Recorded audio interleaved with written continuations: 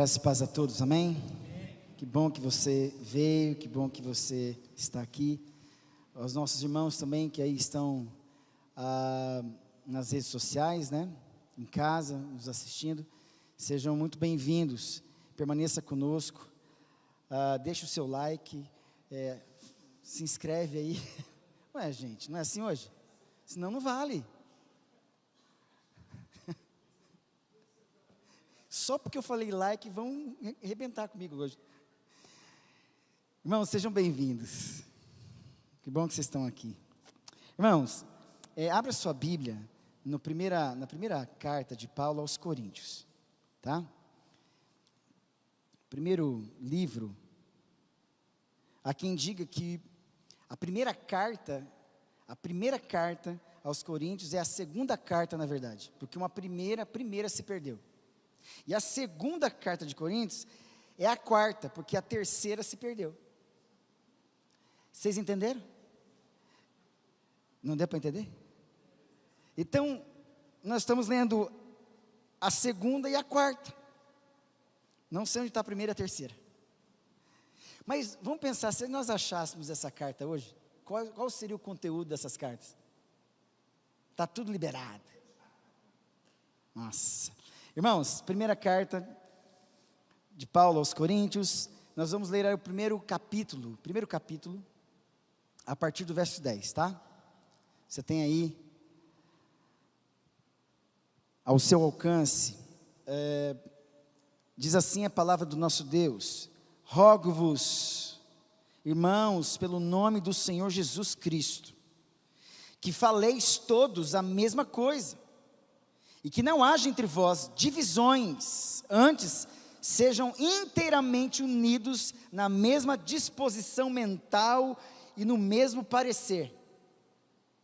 Pois a vosso respeito, meus irmãos, fui informado pelos da casa de Cloé ou Clói, de que há contenda entre vós. Refiro-me ao fato de cada um de vós dizer: eu sou de Paulo, eu sou de Apolo, eu sou de Cefas, eu de Cristo. Acaso Cristo está dividido? Foi Paulo crucificado em favor de vós, ou fostes, porventura, batizados em nome de Paulo? Dou graças a Deus, porque a nenhum de vós batizei, exceto Crispo e Gaio, para que ninguém diga que fostes batizados em meu nome. Batizei também a casa de Estefanas. Além destes, não me lembro se batizei algum outro, porque não me enviou Cristo para batizar, mas para pregar o Evangelho, não com sabedoria de palavra, para que se não anule a cruz de Cristo. Um pouquinho mais para frente, o capítulo 3, por favor, a partir do verso 1, capítulo 3, nós vamos ler dois textos, porque esses dois textos estão dentro desse cenário de uma crise instalada, no qual o tema é divisão. Os primeiros 4 capítulos da primeira carta aos Coríntios vão tratar exatamente de uma divisão, de problemas que dividem a igreja. Por conta disso, o nosso tema da mensagem de hoje é divisões na igreja. Irmãos, é um tema que dá pano para manga. Se nós entrássemos em detalhes aqui, exemplos de quais são os muitos problemas, ou melhor, crises, ou atitudes, escolhas erradas que nós fazemos, que em vez de nos unirmos, nós dividimos. Vamos ao capítulo 3, a partir do verso 1 ao 9, diz assim: eu, porém, irmãos, não vos pude falar como espirituais, e sim como a carnais, como crianças em Cristo. Leite vos dei a beber, não vos dei alimento sólido, porque ainda não podíeis suportá-lo, nem ainda agora podeis, porque ainda sois carnais. Porquanto, havendo entre vós ciúmes, contendas, não é assim que sois carnais e andais segundo o homem? Quando, pois, alguém diz, eu sou de Paulo, ou outro, eu de Apolo, não é evidente que andais segundo os homens? Quem é Apolo? E quem é Paulo? Servos por meio de quem crestes, e isso conforme o Senhor concedeu a cada um. Eu plantei, Apolo regou, mas o crescimento veio de Deus. De modo que nem o que planta é alguma coisa, nem o que rega, mas Deus que dá o crescimento. Ora, o que planta, o que rega são um, e cada um receberá o seu galardão, segundo o seu próprio trabalho. Porque de Deus somos cooperadores, lavoura de Deus, edifício de Deus sois vós. Feche seus olhos. Pai bendito, nós oramos, Pai, por iluminação do Teu Espírito, porque esta palavra já foi revelada, ela já foi inspirada, nós carecemos da iluminação do Senhor sobre nós, que a Tua palavra lance luz à mente, ao espírito, Pai, à alma, às afetividades dos meus irmãos nesta noite, que a Tua palavra seja o assunto principal, Pai, desta igreja neste momento. E por isso, Pai, nós pedimos que Satanás, ou qualquer outro espírito maligno, Pai, que tenta nos dispersar no nosso meio, seja repreendido em nome do Senhor Jesus Cristo. Por isso, cubra-nos com Teu sangue, e dê ordens aos Teus anjos a nosso respeito, e abra o nosso entendimento, que os nossos ouvidos, os nossos olhos, as nossas narinas, os nossos lábios, as nossas mãos estejam disponíveis como os sentidos da nossa vida. Pai, aguça os nossos sentidos para recebermos o poder da Tua palavra. Cuida de nós, fala conosco, porque, Pai, através do Teu Espírito, nós temos a prioridade, nós temos, Pai, o início de um movimento espiritual em nossos corações nessa noite, em nome de Jesus, amém e amém. Irmãos, é importante saber que, graças a Deus, que Deus permitiu que homens como Paulo, Pedro,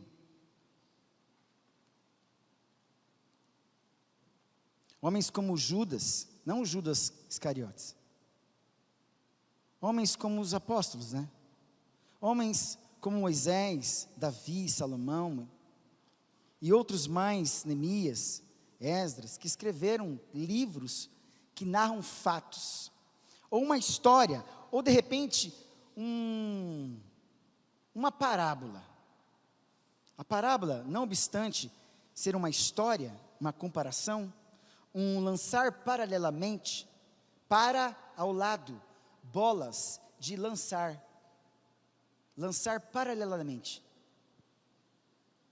Uma novela, um conto que seja, acontecido ou não, existe um princípio, existe uma história, existe uma mensagem por trás das narrativas das histórias bíblicas. Ainda bem que Deus permitiu que essa igreja nascesse nessa, como eu posso dizer, nessa situação improvável. 1 Coríntios é a primeira carta, eu falei que é a segunda, mas é o que nós temos aqui, de um apóstolo que teve um encontro com Jesus e que depois do encontro com Jesus foi levantado por Deus para se tornar um missionário dos gentios, um apóstolo dos gentios. E lá no capítulo 18, porque até o capítulo 11 por ali, Lucas, que escreve Atos, ele se preocupa em dar protagonismo à pessoa do apóstolo Pedro. E do 12 para frente, o protagonista é Paulo. E Paulo acaba cumprindo o princípio, permaneça em Jerusalém, Samaria, Judeia, até os confins da terra, um efeito centrífugo, começa aqui, e vai aumentando, e que vai aumentando, e que vai espalhando. Em Atos 18, lá está o início, a fonte do nascimento dessa igreja, está lá, e essa igreja nasceu, foi plantada, foi evangelizada, não obstante, ela precisou ser supervisionada depois, Era preciso que Paulo voltasse lá e soubesse, ou visitasse, ou pelo menos fosse informado como estava a igreja. Por isso que nos primeiros versículos do capítulo 1, é a apresentação, é a saudação de Paulo para aquela igreja, que ele sabia que aquela igreja, apesar de serem pecadores, crentes carnais, bebês espirituais, eram escolhidos e santos por Deus. Olha que interessante. Eram homens, pessoas escolhidas e santificadas por Deus. Paulo já estava escrevendo o começo de 1 Coríntios, profetizando que essa igreja vai se tornar assim, porque quem começou a boa obra há de completá-la. Essa é a minha e a sua esperança, amém? Deus não desiste fácil de nós. Aliás, Deus não desiste de nós. Então Paulo supervisiona essa igreja. Ele fica informado de que há problemas, e o primeiro problema, e grande problema, e que pode causar uma ruptura, uma divisão, um quebra, um racha na igreja, é que havia divisões entre os irmãos. E a primeira divisão aqui que ele cita em relação ao povo que já existia naquela igreja. Não era de pessoas que chegavam de fora, que não eram crentes e que causavam problemas dentro da igreja. Não, eram pessoas que já há alguns anos estavam na igreja e que tinham seus estilos de religiosidade, de espiritualidade, mas que, de repente, nas suas mentes, por conta de uma sociedade que tinha, sim, uma influência forte dos filósofos naquela época, porque os filósofos daquela época, e Corinto, talvez por ser uma cidade portuária, uma cidade de uma rota comercial, e portuária, né, onde todo mundo passava por lá, com certeza passava lá os filósofos, e eles pregavam no meio das ruas, nas praças, e as pessoas gostavam, porque não tinha, gente, um cinema, não tinha as redes sociais, não tinha WhatsApp para as pessoas ficarem sozinhas ali, curtindo, não. A curtição deles, o meio de informação de coisas novas, era ouvir os filósofos. E quando eles ouviam os filósofos, eles ouviam a beleza dos amantes da sabedoria, amor, de amizade, sofia, sabedoria, amor, a sabedoria. E eles ouviam, então, isso gerava aguçava o espírito deles, a alma deles de alguma forma, e eles começavam, nossa, eu estou gostando desse cara fala bonito, ele tem uma oratória, ele fala coisas que eu nunca tinha ouvido, é bom ouvi-lo, então eu vou seguir esse cara. E eles seguiam essas pessoas. Entenda, as pessoas seguiam esses caras. Eu não sei se no coração desses caras tinham a intenção de criar seguidores, mas aquele povo seguia esses caras. Esse jeito do mundo de admirar pessoas, ou talvez de levantar um altar para essas pessoas, e com certeza dentro de uma cultura em Corinto que era promiscuidade sexual, paganismo, idolatria, enfim, difícil, a igreja nasce nesse contexto. E todas as pessoas que se converteram nesse contexto, tinham ainda alguns tiques, alguns costumes errados. Então eles chegam na igreja com vários comportamentos que eles tinham em relação ao mundo. E um deles é levantar pessoas, criar um grupinho para adorar um pastor ou outro, um apóstolo ou outro. O problema aqui não é que Paulo, Apolo, Cefas ou Cristo, até porque Cristo não estava lá, estava lá para dizer assim, olha, eu prego melhor que Apolo, vem em mim, eu tenho unção. Ah não, Apolo dizia, não vai com Paulo não, fica comigo. E Pedro, que nem transitava nessa igreja, também tinha um grupinho, já era adorado, idolatrado de longe. Paulo, responsável por aquela comunidade de Corinto, Apolo transitava ali e ajudava, por isso que eu falo, eu plantei, Paulo regou, mas o crescimento vem. Então Apolo e Paulo estavam ali. Cristo estava de forma espiritual, através do Espírito Santo, mas não estava presente ali. Então esses caras começavam a levantar: não, eu sou de Apolo, eu sou de Paulo, não, eu sou de Cefas, eu sou de Cristo. Os mais espirituais, né? Se todo mundo é todo mundo, não, nós é de Cristo. Só para os irmãos saberem.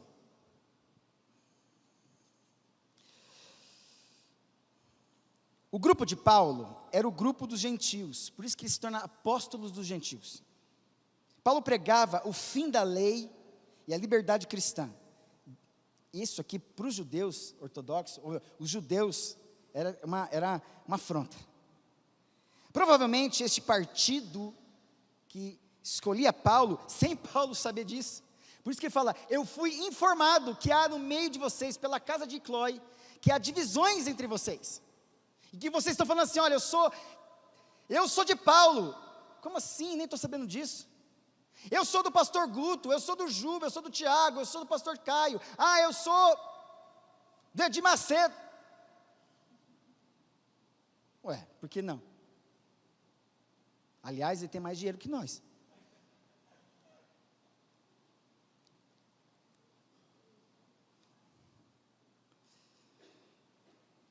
Partido este que degenerou sua pregação para outros fins. São pessoas, bom, deixa eu continuar, eu não quero perder o fio da meada, vamos lá. Grupo de Apolo, ele era um judeu cristão de Alexandria, Apolo, centro intelectual e filosófico. Esse cara era culto. Os de Apolo estavam fazendo do cristianismo simplesmente filosofia de vida intelectualizada para debates retóricos. Tudo aqui em função de uma sabedoria humana. Por isso que Paulo fala assim, não com sabedoria humana, para que não se anule a cruz de Cristo. Por isso que no verso 18 do capítulo 1 lá, certamente a palavra da cruz é loucura para os que se perdem, mas para vós, para nós que somos salvos, o poder de Deus. Eu não falei entre vós com sabedoria humana, eu falei uma coisa simples, eu falei do evangelho da cruz de Cristo, que salva vocês miseráveis. Paulo está dizendo isso. Grupo de Cefas. Cefas é o nome hebraico de Pedro. Cefas é rocha. Pedro é lasca de pedra. Eu não sei o que é melhor, ser uma rocha ou ser lascado. Aliás, todo mundo aqui é lasca de pedra. Grupos de Cefas. Era o nome judaico de Pedro. Eram judeus com um profundo apego legalista, que é também visto na carta aos Gálatas. Grupo de Cristo. O grande defeito deste grupo não estava em dizer que pertenciam a Cristo. Olha só, o grande defeito deste grupo não estava em dizer que pertenciam a Cristo, mas em agir como se Cristo pertencesse a eles. Quer dizer, o fato de eu criar grupos de Cristo, imagina que se tivesse WhatsApp nessa igreja, ia dar uma confusão. Nós passamos aí, há pouco tempo, esse clima partidário, não é verdade? Direita, esquerda. Esquerda, direita. Isso aconteceu e abalou a igreja também, porque isso alcançou a religião. Isso entrou nas nossas igrejas. E eu participei desses debates. E eu confesso para os irmãos, dá vontade de matar. Eu estou confessando isso para os irmãos. Mas se não é a graça de Deus, a gente é realmente provocado. Porque o cisma aqui, a divisão deles, que Paulo cita no verso, por exemplo, 10 do capítulo 1, rogo-vos, pois irmãos, pelo nome do Senhor Jesus Cristo, que faleis todos a mesma coisa, que não haja entre vós o quê? Cismas. Por isso que quando você fica, estou meio cismado, estou meio assim separado, estou meio assim, cisma é separação. Esse cisma aqui era um tipo de como posso dizer, um projeto mental, uma maquinação mental, para influenciar pessoas a serem do mesmo grupo. É assim, eu te influencio com o meu argumento. Então o cisma é um cisma psicológico, achando que é espiritual, mas não tem nada de religioso, nada de espiritual. É partidarista. Vem com o princípio de Satanás. Porque se tem alguém que sabe muito bem que as coisas dão certo, é Satanás. E faz tudo para dar errado em relação à igreja. Satanás caiu do céu, certo? Anjo que cai do céu vira demônio, vira Satanás. Lá no céu era tudo organizado, certo? Tudo que acontecia no céu de forma organizada dá certo. Quando ele sai do céu, ele não podia fazer outra coisa para dar certo aqui na terra, senão estar organizado. Eles são organizados para desorganizar a igreja. A igreja até hoje não entendeu que ela precisa se organizar e que tem palavra para ela. E sobre esta, tu és Pedro, Petros, lasca de pedra, Pedro. Você é uma lasquinha. E sobre esta rocha, Petra, eu edificarei a minha igreja. E as portas do inferno não prevalecerão contra ela. Presta atenção. Quando a igreja está unida, quando os lascados, mesmo que esteja lascado, você que está lascado, que está junto com outro lascado, que gruda em outro lascado, pode formar uma grande rocha, que Deus começa a unir. E quando a gente une, em oração, para cultuar, louvar e adorar a Deus, o que acontece? Diz o seguinte, que tudo, porque naquela época, Jesus estava dizendo assim, olha, naquela época, no passado, conversa sobre política, conversa sobre estratégia de guerra acontecia na porta da cidade. Agora você imagina, todo dia, Satanás organizando os seus capetas, dando ordem para eles a todo momento, desce Marília, bagunça com aquela igreja, eu vejo brecha, não, eu vejo brechas, combinem entre vocês, sejam estratégicos, não saiam antes de saber o que vocês têm que fazer. Então eles estão na porta, porque fala a porta da igreja ou fala a porta do inferno? Porta do inferno. Está dizendo assim, quando a igreja está unida, tudo que é maquinado pelo inferno não prevalece, nem sai do inferno. Os irmãos estão entendendo o poder da palavra? Nem sai do inferno. Agora imagina, Satanás conseguindo dividir uma igreja, e quanto mais divide, mais brecha, mais ruptura, mais buracos. E hoje de manhã eu falei o seguinte, não começa só na igreja, começa com você, os seus problemas, as suas crises, os seus pecados, a tua autossuficiência, a tua autocomiseração, a tua incredulidade. A gente vai deixando, não vai tomando posse da bênção de Deus, não vigia em oração, não lê a palavra, fica vulnerável espiritualmente aos sentimentos desse mundo, às inclinações da própria carne e ao espírito da potestade do ar, Satanás, um inimigo dentro, inclinação da carne. O mundo, o curso deste mundo, um externo e um espiritual, o príncipe da potestade do ar. Meu Deus. Esses três se unem, acham uma brecha das inclinações da carne, e ele fomenta o mundo que jaz do maligno, descansa em Satanás, e usa o mundo para entrar fácil dentro de você, para dividir você. E essa divisão começa a dividir a sua casa, a sua família. E aí a sua família que vem religiosamente, todos os domingos para a igreja, está sentada esteticamente, visivelmente está sentada junto, mas estão arrebentados dentro do coração, não sabem se perdoar, não confessam os seus pecados. Os irmãos estão entendendo o que eu estou dizendo? É disso que nós estamos falando. A falta de vigilância, a falta de uma busca por santidade.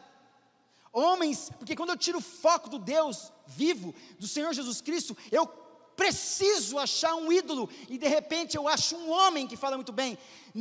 Meu Deus, meus irmãos aqui, pastores, esse texto aqui é para a gente meditar, para a gente não cair na conversa fiada de membros de igreja, que vem bater nas suas costas e dizer assim, olha, você que tem que liderar essa igreja, você que tem que fazer isso aqui, você que tem que fazer isso aqui, isso é do diabo, isso é de Satanás, porque ele provoca no homem de Deus, no apóstolo, no profeta, no evangelista, no pastor e mestre, uma projeção, ele instiga nele, que ele pode ser o cuspir, meu Deus, calma gente, Cláudia, geralmente quando eu prego, ninguém fica aqui, Cláudia, então você está desavisada.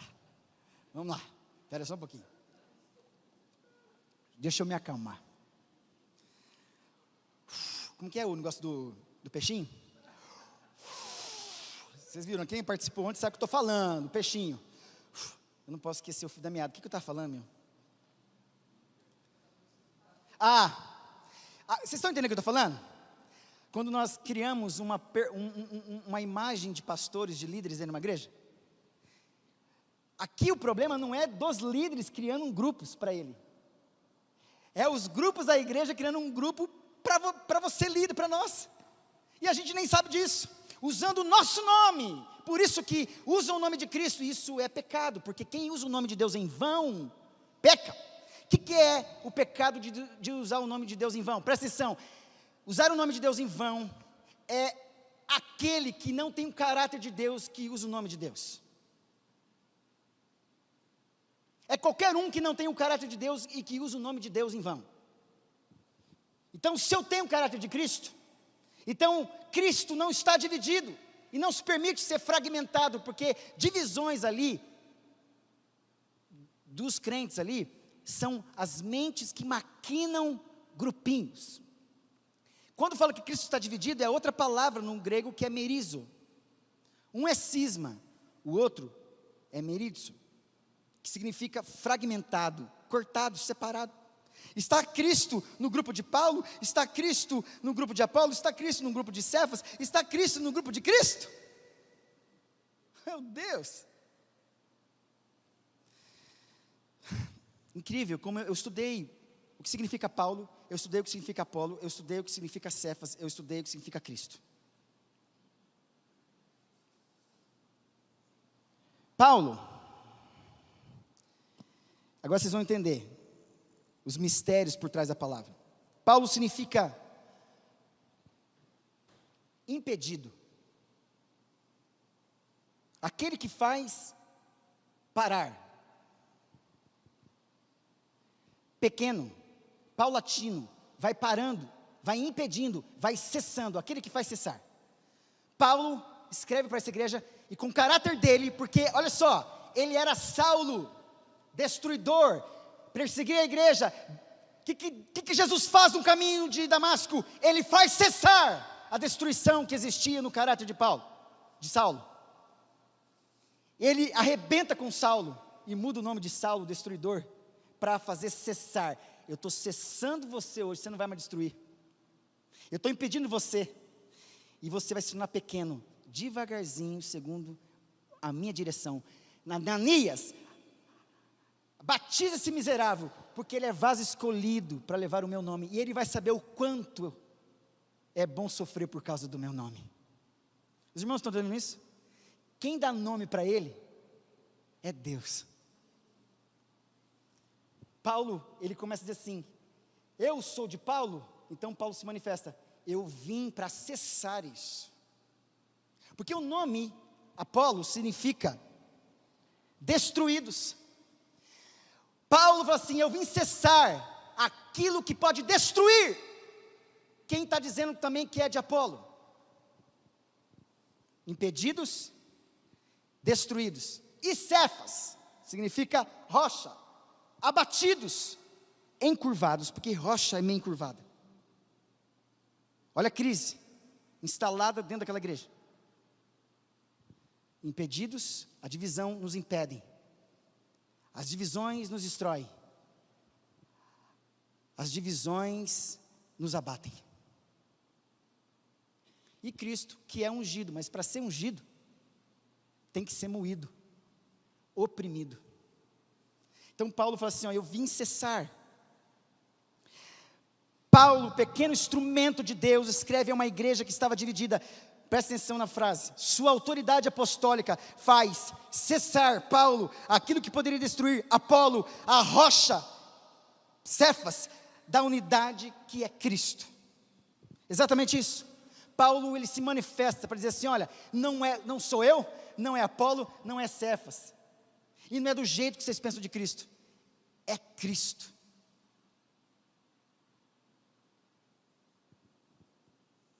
Eu não sei se você já ouviu isso em algum lugar.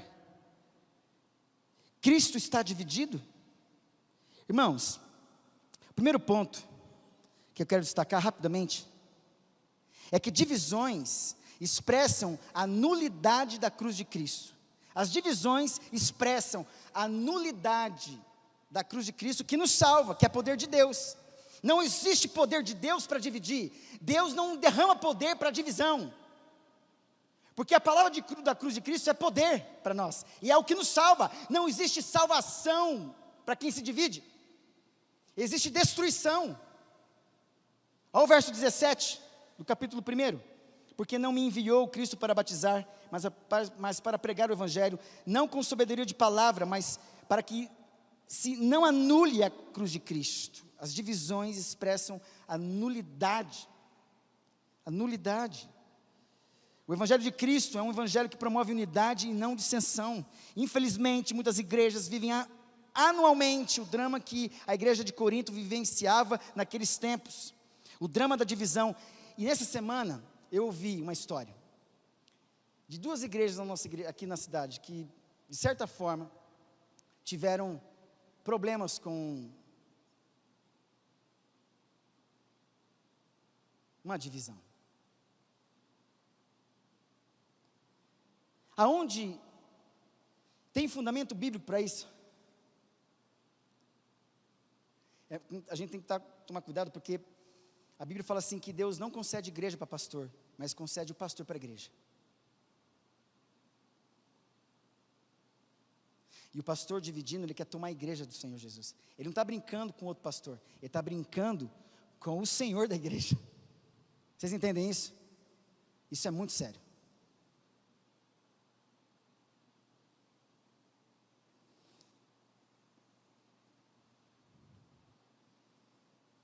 Onde a presença reinante da divisão dos partidos, há também fortes indícios de que a cruz de Cristo está anulada.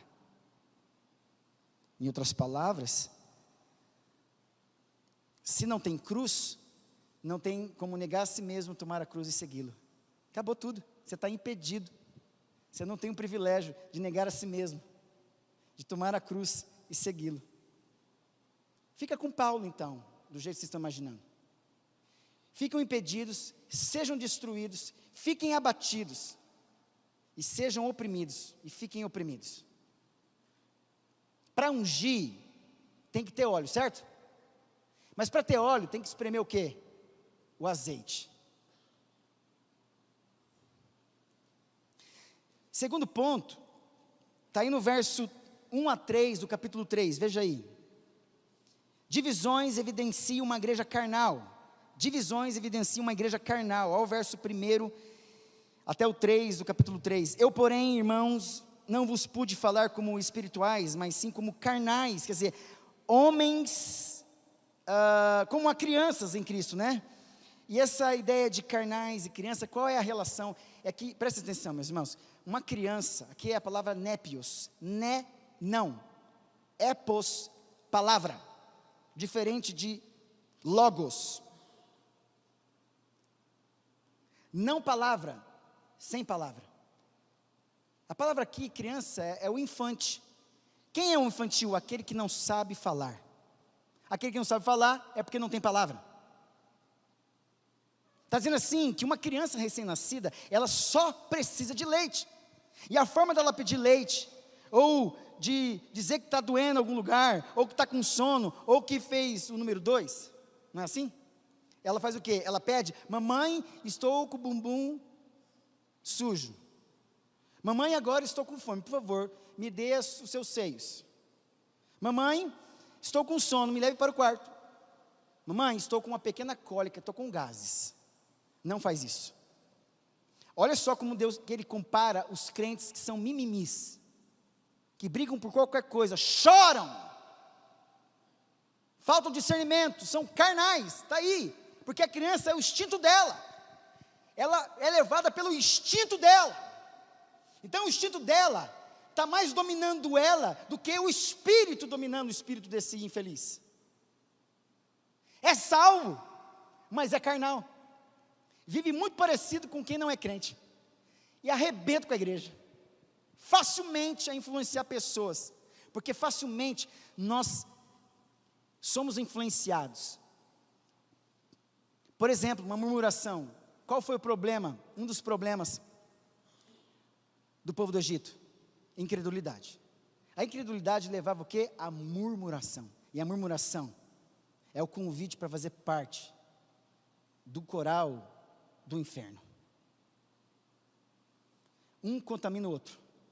Se é um coral, todo mundo tem que cantar junto. Espera aí, a murmuração, ele é um chamado para um evento, para estar no palco, para ir contra Deus, porque a incredulidade já tomou conta do meu coração.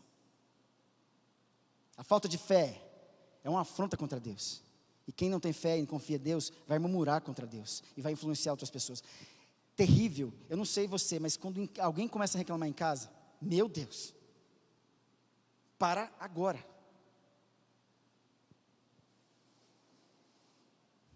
É crente carnal. Olha o verso 2: leite vos dei a beber, não vos dei alimento sólido, porque ainda não podiais suportá-lo. Quem é que vai dar uma picanha para uma criança recém-nascida? Meu Deus! Nem ainda podeis agora, porque ainda sois carnais. Aqui a palavra carnal significa aquilo que é varrido, aquilo que deve se varrer. Saru, de sarx, sarx de saru, na verdade, aquilo que varre. Presta atenção. Eles estavam vindo do mundo com os comportamentos e pensamentos viciados, vivendo uma abstinência de certa forma, porque agora estão no ambiente da igreja, mas trazendo ainda, querendo ainda usar droga dentro do local onde não pode usar droga. É isso, é o que a gente sofre no esquadrão da vida. Eles estão lá sendo tratados, mas eles pulam um muro, pegam a droga e usam lá dentro. É isso, e destroem os outros. Aí eu fico sabendo, não dou chance, mando embora. Quebrou regra, aqui não é a tua casa, aqui é um lugar que nós estamos acolhendo você não vai brincar aqui, vai ter que aprender, são adultos, mas que não aprenderam como criança a obedecer, e a gente não dá chance. Pastor, o senhor é carrasco? Não, são pessoas que precisam de disciplina, de limites, e alguns aprendem, outros não, porque são carnais. O carnal, ele quer ganhar as coisas no braço. Ele faz de tudo para manipular. Envolve outras pessoas. Quando se prega algo sólido, ele não aguenta engolir, porque vai doer. Coisas profundas para um carnal, entra por aqui e sai por aqui. Verso 3, porquanto, havendo entre vós ciúmes e contendas, não é assim que sois carnais e andais segundo o homem? Está aqui, segundo o homem, porque vocês estão correndo atrás de Paulo, de Apolo, Cefas e de Cristo, sem ele saber, levantando a bandeira que vocês são de Cristo, do jeito dividido como vocês estão. Terceiro, divisões impedem o desenvolvimento da obra. E é verdade, a gente está planejando ser igreja aqui, para o ministério tal aqui, e unir com isso aqui, e de repente, uns poucos, começam a ditar coisas, e muitos que deveriam estar presentes, também não estão, porque estão magoados. Vocês entendem o que eu estou falando, os mais antigos aqui sabem o que eu estou falando, só que tem uma hora que a gente vai ter que enfrentar isso, a gente vai ter que chamar a atenção, porque nós não podemos deixar que essa divisão permaneça, quebrando as estruturas dessa igreja. Essa é real. E aí Deus levanta Paulo, para fazer cessar isso, para não deixar a destruição Apolo acontecer, para que a rocha não seja quebrada, e que ela abata as pessoas. Alguém tem que levantar a voz profética nessa igreja. Alguém tem que denunciar. Alguém tem que obedecer. Alguém tem que ser ajudado para isso. Até quando você vai ficar no leite? E quem fica no leite, vive pelo instinto. Não quer crescer. Não quer sair de casa. Não quer trabalhar. Não quer fazer nada, só quer receber.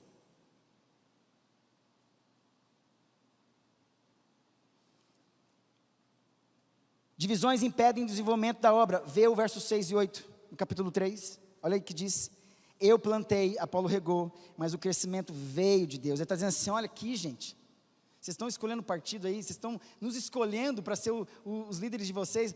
Para com isso, não é coisa nem minha e nem coisa de Apolo. Eu plantei, ele regou, mas o crescimento de quem que é? Está dizendo assim que se há divisão, não há crescimento. Mas se eu estiver no lugar certo dessa igreja, o Tiago, o Juba, ou qualquer outro pastor estiver certo, ou qualquer outro que é líder nessa igreja estiver no lugar certo, como membro certo, certamente esse corpo vai funcionar e vai caminhar e vai andar. Eu não quero estar no lugar de ninguém nessa igreja. Eu vou fazer o meu trabalho. Eu quero ser a orelha desse corpo, ou o orelhudo desse corpo, o narigudo desse corpo. Não sei, eu quero ser alguma coisa e fazer a minha função, amém? Se todo mundo tiver essa consciência, cada parte dessa totalidade, a gente vai caminhar e vai agradar o coração de Deus, amém? Ao verso 7, de modo que nem o que planta é alguma coisa, nem o que rega, gente, mas Deus que dá o crescimento. Vocês estão nos adorando, nos prejudicando. Que divisão é essa? Por que fala isso? Porque faltava um pastor naquela igreja. Porque parece, tem um autor que fala isso. Ele diz assim, ó, Bittencourt, um teólogo. Ele fala assim, teólogo B.P. Bittencourt afirma que Paulo começa a sua carta tratando este problema, criado pela longa ausência do pastor. Falta de um líder, falta de alguém que tenha uma visão, pelo menos vontade de querer servir a Deus corretamente, pelo menos vontade, porque não tem, aí os pais aqui, ó, os homens, porque você não assume o seu papel de pai e de esposo, as brechas acontecem na sua casa, o chuveiro vai queimar, a torneira vai quebrar, vai trazer prejuízo. E aí, nessa omissão que acontece, tudo vai por água abaixo. Impede o crescimento. Pessoas vão embora, ficam desanimadas. Quantas pessoas eu converso aí que estão arrebentadas com a igreja? Não posso fazer nada. Quarto, para terminar. Divisões eliminam o sentimento de comunhão. Divisões tiram o sentimento de comunhão. Olha o verso 10 do capítulo 1. Há uma exortação aqui, rogo-vos de paracaléu, para ao lado, lembra de parábola? Para ao lado, caléu, chamado para estar ao lado, está dizendo assim, quem é exortado é chamado para estar aqui do lado, vem aqui, eu estou exortando vocês, parem com isso. Quer dizer, olha aqui, irmãos, verso 10, capítulo 1, irmãos, pelo nome do Senhor Jesus Cristo, quer dizer, em nome do Senhor Jesus Cristo, ele está apelando pelo nome de Jesus, que faleis todos a mesma coisa, está aí a comunhão, que não haja entre vós divisões, antes sejais o quê? Inteiramente catartismos, unidos, na mesma disposição mental e no parecer, está aí, ó, ele está antecipando. O problema de vocês é na mente de vocês estão pensando em se separar e querendo fragmentar Jesus Cristo. Ele não pode ser dividido, e ele não aceita isso. A palavra que ele usa ali, faleis, é uma palavra no grego que significa lego, que é uma palavra para descanso, uma palavra falada por uma mãe para uma criança dormir, fazer dormir. Sabe quando está todo mundo brigando? Chega alguém mais maduro e traz uma palavra e acalma todo mundo? É isso. Eu não sou muito bom para isso, mas é mais ou menos, às vezes eu consigo. As pessoas ficam, é você mesmo? É igual o Tiaguinho, vocês conhecem, é igual o Tiaguinho. Uma palavra que traz um descanso, que descansa todo mundo para dormir, para descansar. Que vocês falem entre vocês palavras que descansam o coração uns dos outros. Amém? Que em vez de você fomentar a pessoa já vê o espírito de divisão, fala assim, irmã, segura a onda, peraí. Vamos orar? Que orar? Vamos orar? Que prepotência é essa? Que arrogância é essa? Vamos orar? Deus vai falar, acalma o seu coração. Que faleis a mesma coisa, e estejais inteiramente unidos. A palavra ali, unidos, é catartismos, cata, para baixo, artios, de artista, aquele que faz aqui e agora, agora para baixo, está dizendo assim, catartismos, era usado pelos sacerdotes naquela época de Jesus, para voltar o osso que estava quebrado no lugar. Uma igreja quebrada, uma igreja fraturada, uma igreja deslocada, aonde quem tem a visão é dado para os líderes. Por isso que fala, aos profetas, evangelistas, apóstolos, pastores e mestres, com visão de Deus, ao aperfeiçoamento dos santos. É alguém que tem a capacidade de ver o fragmento do seu coração, dos problemas do seu casamento, talvez, ou da sua família, aí que leva você a se encaixar e não se separar dessa igreja, não se separar do seu marido, da sua esposa, não se separar dos seus filhos, você não abandonar a sua casa, porque isso causa divisão aqui também na igreja. Vocês estão entendendo isso? Então, é preciso que cata para baixo, artios aqui agora, para baixo agora, volta osso no lugar, e começa a articular, está fora, e volta e começa a articular. Que Deus nos dê a visão de fisioterapeutas espirituais, ortopedistas espirituais, verdade, que Deus dê, e vocês enfrentem isso, vai doer, porque colocar osso no lugar, dói. Eu não sei se tem anestesia espiritual, mas dói. Uma palavra que pode ser dita para você, pode doer no primeiro momento, mas que você vai voltar a estar encaixado no corpo, você vai. Amém? É isso, meus irmãos. Divisões eliminam o sentimento de comunhão.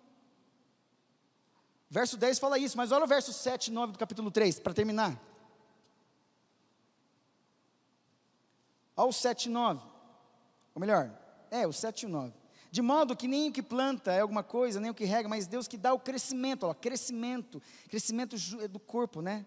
Ora, o que planta, o que rega são cada um receberá o seu galardão segundo o seu próprio trabalho. Quer dizer, meu Deus, é resultado de trabalho, como é bom, num trabalho, todo mundo rendendo, uma igreja, todo mundo rendendo. Quando você vê que o teu ministério está rendendo, você permanece onde você está. O problema é que quando há muita crítica, ninguém produz nada, facilmente as pessoas vão embora. Hoje mesmo eu ouvi uma pessoa, olha, eu fiz muito naquela igreja, mas eu não acredito mais. Aí elas falam remetendo a pastores antigos. Meu Deus. Aí é que está o problema, o pastor nem sabe que foi idolatrado, eles idolatraram o pastor, tiveram um problema com o pastor. Criaram suas mentes fragmentadas, facções mentais, por problemas afetivos, emocionais. Você cria uma imagem do pastor Guto. Esqueçam, meus irmãos, Deus nos concedeu para essa igreja, amém? É Deus que nos colocou aqui. Não fui eu que escolhi essa igreja. Aliás, eu passei 10 anos do lado dessa igreja aqui. Eu vim de Brasília, passava lá naquela rodovia lá, e olhava para essa cidade aqui e falei, meu Deus, nunca vou nessa igreja, nessa cidade. Falava, eu nunca vou nessa cidade.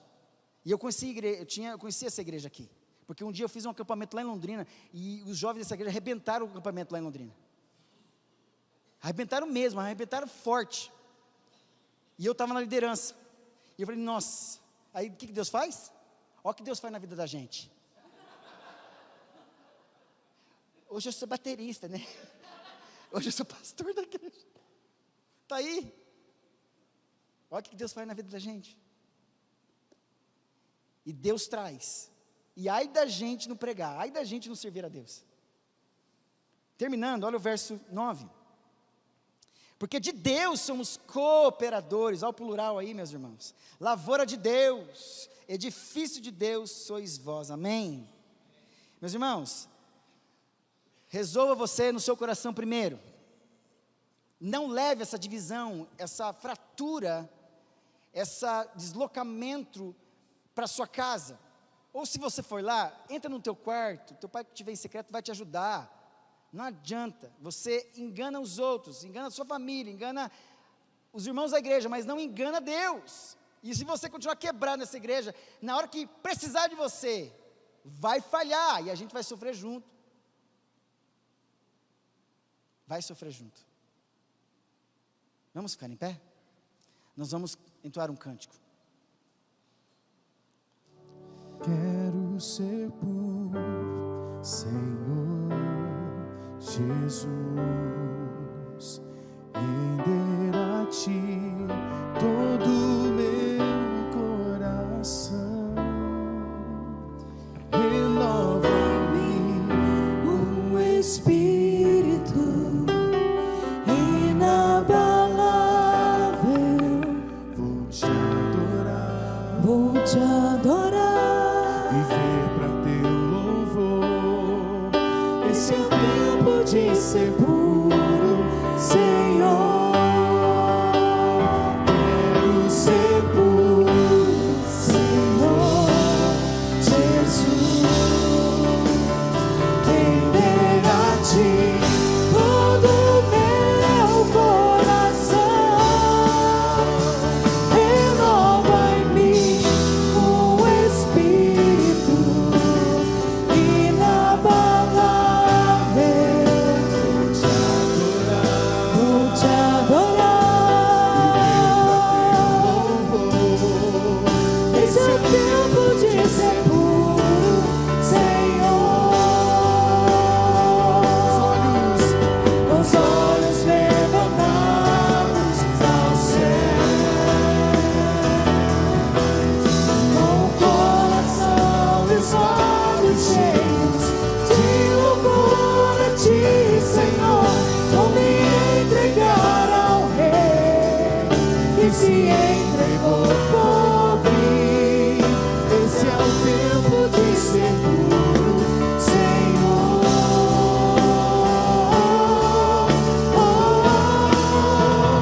Quero ser puro, Senhor Jesus. Render a Ti todo o meu coração. Renova em mim um espírito inabalável. Vou te adorar, viver pra teu louvor. Esse é o tempo de ser puro, Senhor. Quero ser puro, Senhor Jesus. Render a Ti todo o meu coração. Renova em mim um espírito inabalável. Vou te adorar, viver pra teu louvor. Esse é o tempo de ser puro, Senhor. Esse é o tempo de ser puro, Senhor.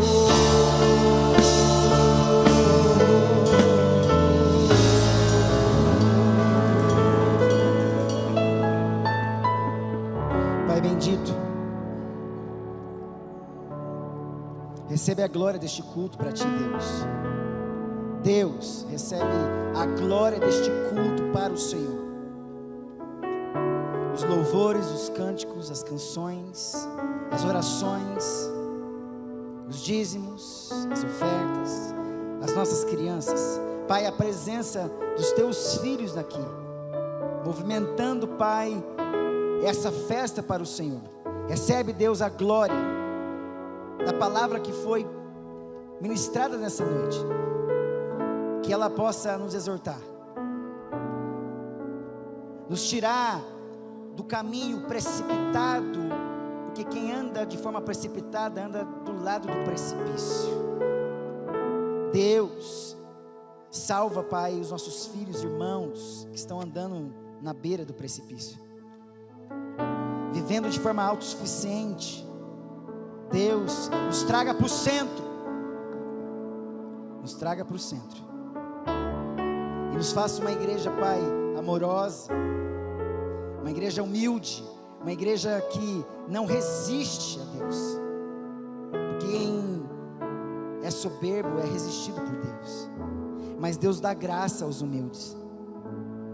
Deus, nós não queremos ser uma igreja autossuficiente, queremos ser uma igreja onde o Senhor facilmente movimenta essa igreja, Pai, para encaixar no lugar certo. E quando o Senhor movimentar essa peça no tabuleiro, nós resistiremos Satanás, e ele que vai fugir de nós, porque estaremos no lugar certo, unidos. E quem vai resistir somos nós, e quem tem que sair fugido é Satanás, porque para isso se manifestou o Filho de Deus, Jesus Cristo, para desfazer as obras do diabo.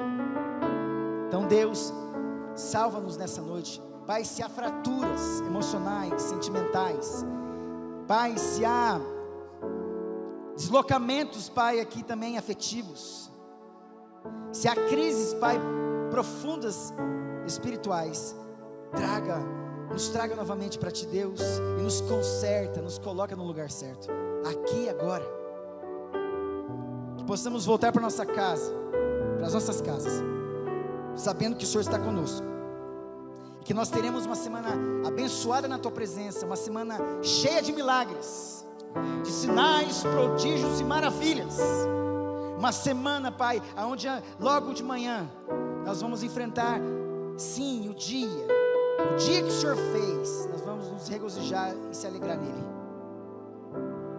Deus, nós vamos vencer nessa semana. Essa semana é uma semana, Pai, de muita vitória. Então nós pedimos que o Senhor vá conosco. O culto continua, a liturgia da vida cristã continua, e ela é feita na presença de Deus. Deus, então, que o Senhor vos abençoe e vos guarde, que o Senhor faça resplandecer sobre vós, que o Senhor sobre vós levante o seu rosto e vos dê a paz,